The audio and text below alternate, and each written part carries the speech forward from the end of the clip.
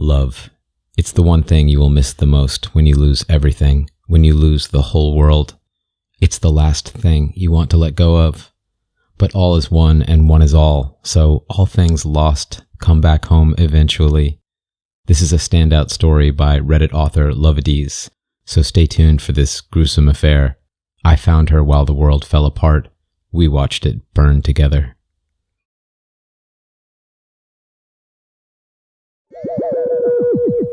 Finding yourself in the talons of an owl and the shadows of the forest moonlight, it's a gruesome affair.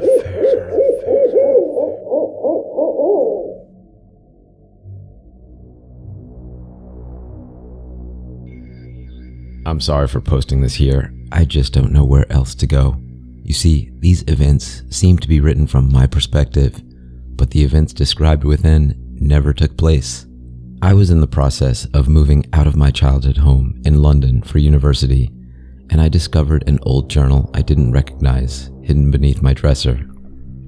Upon grabbing the journal, I noticed dried blood streaked across it. Opening it, I found the story you are about to read in my handwriting, only I don't remember writing the story. It's just weirding me out, and for the last few weeks I've kept it to myself, but I'm done losing sleep over it. So here you go.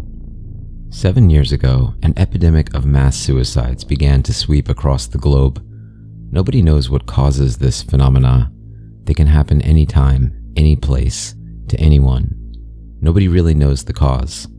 Theories from it being viral, to fungal, to simply a neurological disorder. Hell, it could be the wrath of God for all we know. But one thing for sure, it's happening and nobody is safe. The first event, as we call them, happened in New Zealand. The first few days, absolutely nothing came from them. No news, no footage of whatever had occurred, not even a single post from somebody based there. It was as if they had simply stopped existing. Then suddenly a video was leaked, being played across every news station, spoken about on every podcast and talk show. It was low quality, clearly being recorded on a cell phone. In the middle of a town, cars crashing all around, fires burning, people walking towards danger, simply smiling, as if in complete euphoria as they marched to their deaths. Some of them uttering names, some of them simply saying, "I'm ready." There were people simply slitting their wrists with broken glass while smiling. A man smashing his head against a wall, blood pouring down his face, all while smiling. The horrific video, which seemed straight out of a horror movie, was circulated over and over again, and panic ensued. There were riots, protests, as people struggled to understand what had happened to our friends from down under, believing the government had to be hiding something. Theories of it being chemical or biological warfare spread like wildfire, until it became evident that world leaders had no clue what the fuck had happened either. Months after the event, footage from military sent to New Zealand was released. Almost everybody was dead. The few survivors left were rescued and quarantined just in case it was viral. As it turns out, almost nobody under the age of 10 was left alive. A few teens, most of the survivors were elderly. They began to tell their stories. One man was with his family having dinner, when suddenly everybody except him started smiling. Some of them chuckling. His wife uttered her dead father's name before grabbing the steak knife and plunging it into her throat over and over again, all while smiling. The rest of his family proceeded to do the same, and he left his home and was met with complete and utter devastation. The streets filled with the dead and the dying, all of them with that same perpetual smile on their faces. After almost a year, the fear had begun to die down. I was 11 at this point. While there were still whispers in the classroom, the odd news report discussing it, the world had relatively moved on. That was until the 1-year anniversary since the event. It happened again. This time, it wasn't just an isolated event. It was all across the world. In some places, entire towns being wiped out. Barely anybody in the cities were affected though, save for the children. children under 10 accounted for 70% of the suicides occurring, while those over the ages of 60 accounted for less than 1%. Months of this went by, my class shrinking down to a group of 7 people. My school suffered major casualties. Hundreds of students had died. Most of our teachers did too. Most schools had to close down as the governments couldn't fund them anymore. Mass famine spread as almost all of our farmers and those abroad had fallen victim to the strange phenomena currently devastating our civilization. Bodies littered the streets, causing disease outbreaks, and we simply left them there. We had to. There were too many to deal with, and besides, we were focused on trying to survive, trying not to starve to death. The random suicides continued. Eventually, the death toll worldwide reached an estimated 3 billion, and the number only grew higher every single day. For a time, it's all anybody talked about. The possible causes. Almost no politicians had died. America remained the least affected nation in the world, only suffering a loss of 20% of its population. With everybody looking into possible causes, this was not ignored. The only politicians and celebrities that seemed to fall victim to the events were those who preached human rights, those who were known for donating money to humanitarian efforts, those known to be genuinely good people. 2 main theories were left, believed to be plausible. The first being that the rich were trying to wipe us out. The second being that this was the rapture. Yes, you heard me right. The rapture. The second coming of Christ, God's chosen, dead or living, would be saved, spending eternity in heaven, while the rest of us are left here to suffer during the days of tribulation. The basis of the second theory was due to the fact that in recent years, across the globe, sounds had been heard coming from the sky, oddly enough, sounding like either trumpets or the gates of heaven swinging open. Then moving on to the events, the people who had died were not sad, not depressed, but happy, not seeming to feel any pain, some even saying the names of dead relatives and loved ones all while smiling. Most of these people were children, or genuinely believed to be good people, while the rich, homophobic, racist, elderly, rapists, murderers, or genuinely bad people were left alone. Prisons across the world were left almost unscathed. Politicians, celebrities, the rich, all left alive. The world was in chaos, almost everybody losing someone. The people needed somebody to blame, regardless of which theory was true. What ensued were ruthless campaigns against those in power. Downing Street was descended upon by hordes of people, as was the White House and other government buildings, the military being there to defend, but ultimately being overwhelmed by the endless armies of outraged civilians. After all this was done, the deaths didn't stop. Most people chose to leave the cities, inhabiting the now barren countryside. Religious groups popped up all across the world, who leaned more towards the idea of this being the rapture, and as a result, dedicated their lives to be good and get chosen. An event never happened in one of these churches. They would have organized mass suicides, sure, but these were not considered events. After the 4-year mark, things settled down. People just seemed complacent, deciding they could do nothing about the current way of the world. This was the new normalcy. I continued on with school, not having enough teachers or students anymore for individual classes, so we all combined into one big class of 50 people. Life went on this way for the next 3 years. I would pass dead bodies on my way to school and on my way home. The electricity had long since went off, and during the night, London was shrouded with darkness, and with the lack of light, the echo of vehicles or televisions, you could hear people crying. As I said, everybody has lost someone. For me, that was my mother and my sister, leaving only me and my dad. my dad going down the road of alcoholism, I just tried to live life as normally as I could, spending my free time reading and writing stories. It was on a particularly boring day, 7 years after the event, that she entered our classroom, a new student. Now, usually this would be unremarkable, but we hadn't had a new student for 4 years up to this point. And as she stood in front of the class, being asked to introduce herself by the teacher, I fell deep into thought.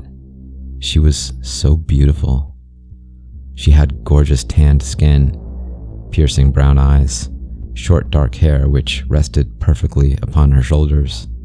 She wore the same school uniform we all did, with a noticeable difference: her red cardigan with a golden rose pin on it.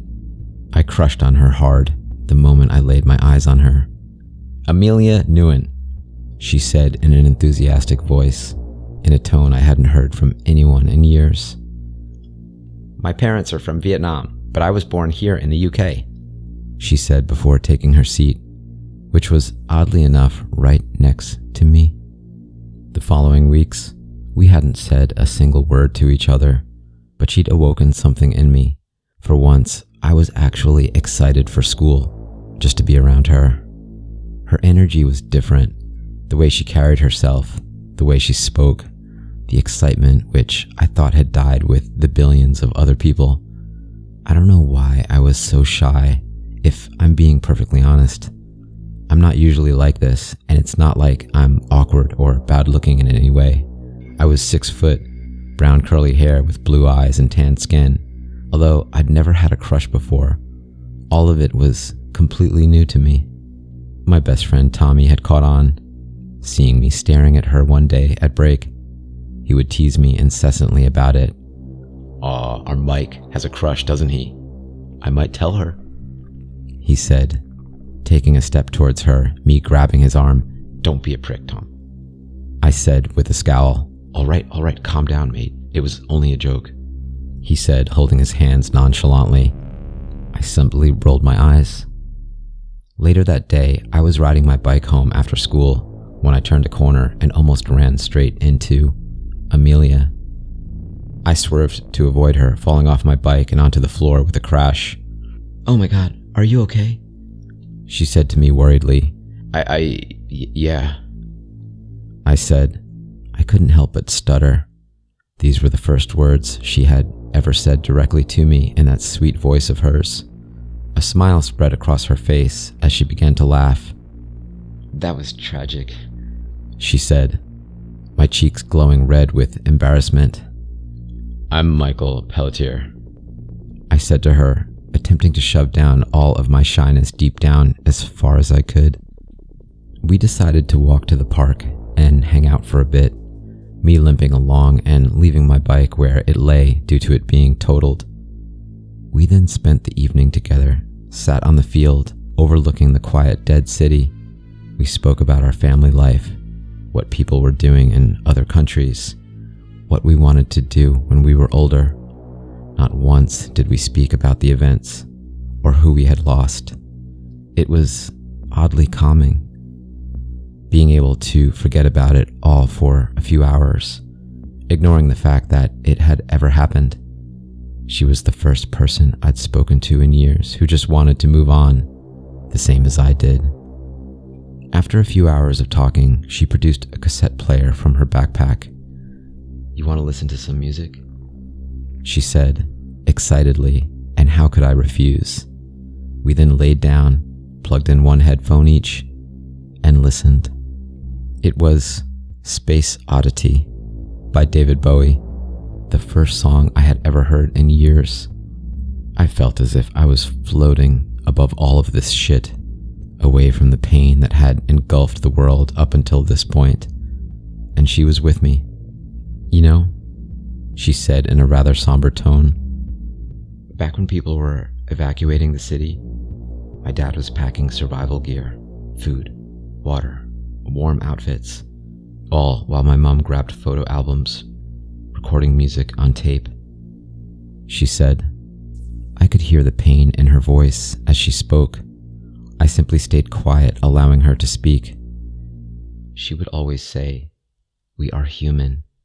We have our roots, our past, and it's all just as important as our future. People need to document who we were, keep it for the future so we aren't forgotten," she said. Wise words. I whispered back. We shared a moment just looking at each other before the sun had begun to set and we had to go home. I walked her to her place, hearing her tell me about the things she did when living in Vietnam, about the street food, the people living in the country, the tourism in Ho Chi Minh City. Then we arrived at her house. She kissed me on the cheek before giving me a hug, and that feeling of emptiness and despair returned to me as I saw her disappear behind the door. Part of me wanted to call for her, ask her if she would consider running away into the country with me, but I knew that was stupid, so I just walked home. The following weeks went quite the same. On school days, we would sit there chatting in class, whether it be about a book we had read, an aspect of life we missed, even our favorite color or animal. However, we would never mention the events, and we would rarely mention the people we had lost. We would go to our spot in the park every day after school without fail, spend most of our weekend there too, sometimes listening to music, sometimes reading together or just chatting. As time went on, we grew closer and closer. There was a bond between us. Life felt different with her in it. She was a breath of fresh air. She would never fail to make me smile or laugh, and Tommy definitely noticed, especially after I'd start wearing aftershave to school. "How are things going with the bird, huh?" he said to me. My cheeks once again went red. What bird?" I said to him unconvincingly. I knew. And he knew I knew. Before he pressed further, I made an excuse to leave, saying I'd forgotten my essay results from Mrs. Morris, our English teacher. Walking off, I began to think about Amelia. I really did like her, and I wanted so badly to tell her. No, she didn't like me in that way. We were just friends. The next day, a crowd stood outside our school, the doors being locked.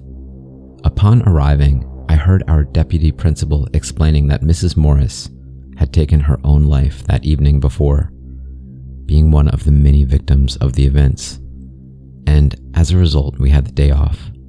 The crowd of students seemed unfazed. Of course, they'd seen it thousands of times before. We all had. But it upset me. Something about it. Mrs. Morris had always been so sweet and kind. She would bring me food to school, since after my mother had died, my dad fell into a deep pit of depression, rarely shopping for us.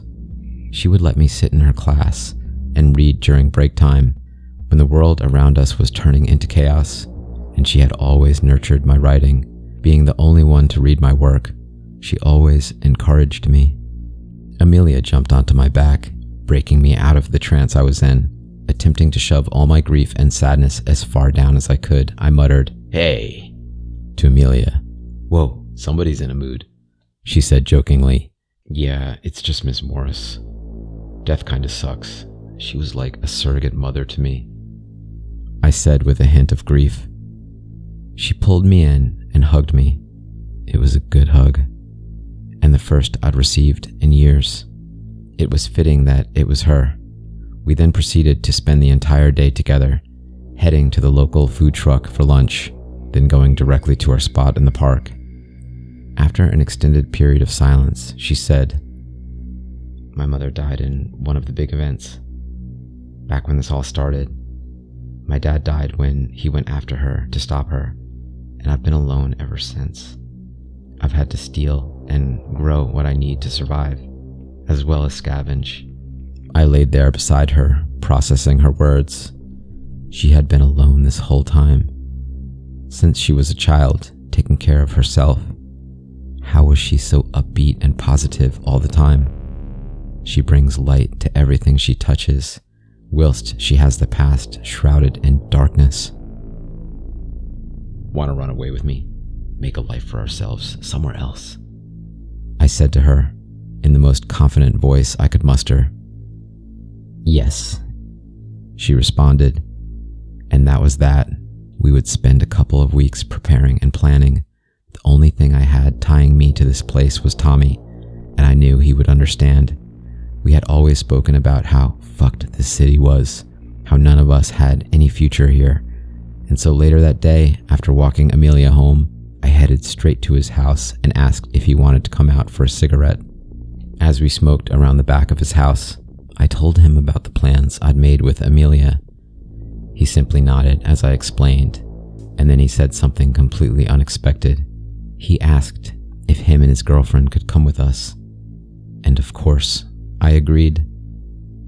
And so the plan was set in stone. We'd spend days hoarding and gathering food, trading anything we had of value for things we would need, such as tools, canned food, water, manuals on farming and agriculture, and within a week, we were set. We'd planned on finding an old farmhouse to live in together, surviving off the land, and going into a nearby town to trade. For the first time in years, a sense of hope filled our hearts. We knew this was the one shot we had at a good life. The world, the way it had been, was done. Attempting to hold on to this was futile. We needed a change, and a chance to make our lives what we wanted it to be. We spoke about our hopes and dreams together, every single day in mine and Amelia's spot, me and Amelia cuddling the whole time, Tommy and his girlfriend Lucy doing the same.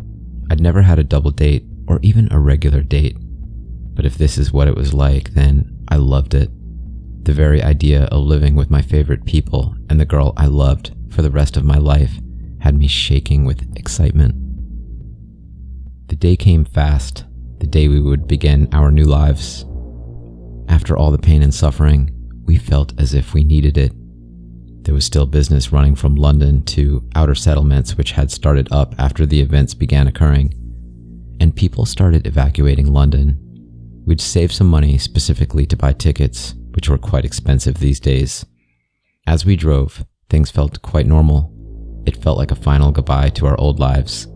As we began anew, "What do you guys think it'll be like? We don't know anything about farming or living on our own," said Tommy. "Speak for yourself," Amelia said, taking offense to Tommy's words. "I've been surviving off what I grow and scavenge for years. Finding wild pigs and chickens will be easy, and there are sure to be remnants of plants growing. We can salvage them.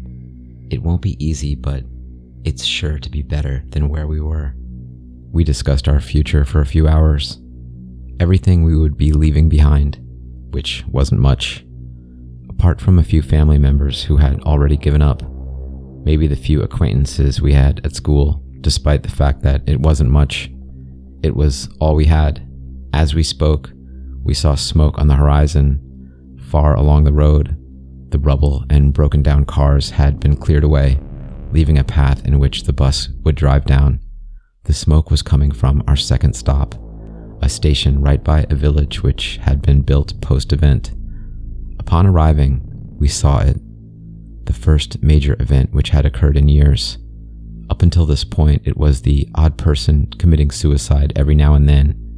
But nope, dozens of bodies littered the road, buildings burnt to the ground, and grins plastered on every individual face. The bus came to a halt as people began rushing to the windows, staring out at the utter carnage which had taken place only hours ago. A woman at the front began smiling. "Derek, is that you?" she said. Our eyes widened as we realized what was about to happen. She began smashing her head against the glass of the window, all while laughing, through the blood and tears of happiness dripping down her face. She was laughing maniacally. Seeing it up close like this brought up a ton of memories. Everyone, including our small group, rushed out of the bus in a panic in an attempt to escape the event which had been foreshadowed. One by one, people began to pause in their tracks, smiling, that same haunting, unnatural smile. Tommy and his girlfriend were among them. Knowing full well what was about to happen and not wanting to see it, I grabbed Amelia's hand and pulled her away. We ran deep into the forest. By the time we stopped, we were both drenched in sweat, Hearing a distant laughter come from the road we had just sprinted away from, I turned to her. "Amelia, they're gone. I can't believe they're fucking gone." She stayed silent. Instead, grabbing her hands and pulling me close to her, her lips hovered over mine for a second before she kissed me. We stood there for a minute, just kissing and holding each other. I felt safe despite what had just happened, what I'd just witnessed. I always felt safe in her embrace, despite the fact that the world was burning. Whenever we shared a moment, she was all that mattered, as if we were the only ones that existed. Since the day we had first spoken, I made sure to cherish every second with her, knowing it could be our last. We walked hand in hand, not even speaking, and eventually we came across a hill. We found a spot which reminded us of that place we had spent so many hours together the past month, just laying there together, still not talking. We plugged in our headphones and proceeded to listen to music, holding each other as if it was the last time. We must have fallen asleep at one point, because by the time my eyes opened, the sun was setting. "Mum, I missed you so much," I heard her say. Looking over, I saw my dear Amelia stood at the edge of the hill, peering out over it. I stood to my feet, and before I could say a single word, she disappeared from view. Falling to my knees, I knew what I'd see if I looked over. She was gone. I couldn't help but cry my eyes out. That sweet girl who had brought me back to life, given me purpose, and in our final days together had fallen in love with me. That enthusiastic, beautiful girl. All I could think about was those piercing brown eyes, the way they soothed my heart. I wish she would come back so bad. Even writing this has me bawling like an idiot. If she could see me, I know exactly what she would say. I can almost hear her sweet voice in my head. "Things aren't so bad, are they? Dry your eyes, idiot, and come here." The last few days have been the most difficult in my life. I made my way back over to the village. I spent the entire first day sleeping in a stranger's bed, wondering why she had been taken from me. Why was all of this happening? And why was I still here when everybody I ever loved was gone? I'm writing this in a journal I found. Luckily, it hadn't yet been written in. I hope if somebody finds these words, they fare better than we did. Amelia's mother was right. Things need to be documented. Stories need to be told. The past is just as important as the future. But there is one thing she forgot. The present is what matters most. I'm glad I'd lived every day I had with her to the fullest. Glad that we had the time we did. And while it wasn't enough time, it would never have been. I have to go now. I can hear her calling. She's with Tommy and Mum and Miss Morris, and they're all waiting for me. I'm finally going to see my love again. It's beautiful over there. You would love it. I have to go now. It's my turn. I have to go now. It's my turn. I have to go now. It's my turn. I have to go now. It's my turn. I have to go now. It's my turn. To my forest friends, thank you for listening to another tale. I hope you enjoy these horrible stories as much as I do. If so, please rip at the like button and scratch a comment. And be sure to subscribe so we can visit here on the Smoking Owl Tales channel next time. And catch you on another night very soon.